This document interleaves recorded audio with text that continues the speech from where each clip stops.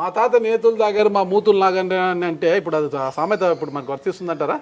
అంటే కొన్ని చోట్ల ఇప్పుడు ఇస్మాయిల్ డాక్టర్ గారితో ట్రీట్మెంట్ తీసుకునే వాళ్ళు కావచ్చు, ఆ ఫ్యామిలీ లెగసీ ఏమన్నా పనిచేస్తుంది అనుకున్నారు, పని చేయలేదని తెలిసిపోయింది. ఆయన పీపుల్స్ మ్యాన్, డాక్టర్గా చాలా పేదవారికి ఒక 10 రూపాయలకే వైద్యం అందించే డాక్టర్ ఆయన. ఇది వేరే, ఈయన ఐఏఎస్.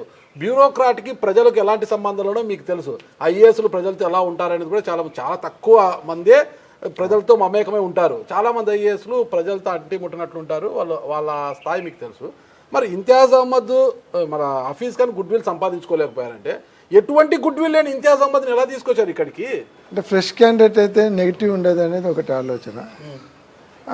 పార్టీ వేవ్ ఉంది, నెగిటివ్ ఉండదు, కమ్యూనిటీ ఉంది, అందులో అయిన షేకులు అనేటువంటిది ఒక కాన్సెప్ట్. ఇందులో కూడా మళ్ళీ షేక్స్ పఠాన్స్ అనేది బాగా ఉంది.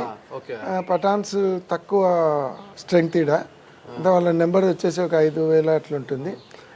రిమైనింగ్ 80,000-85,000 షేకులు సయ్యదులే ఉంటారు.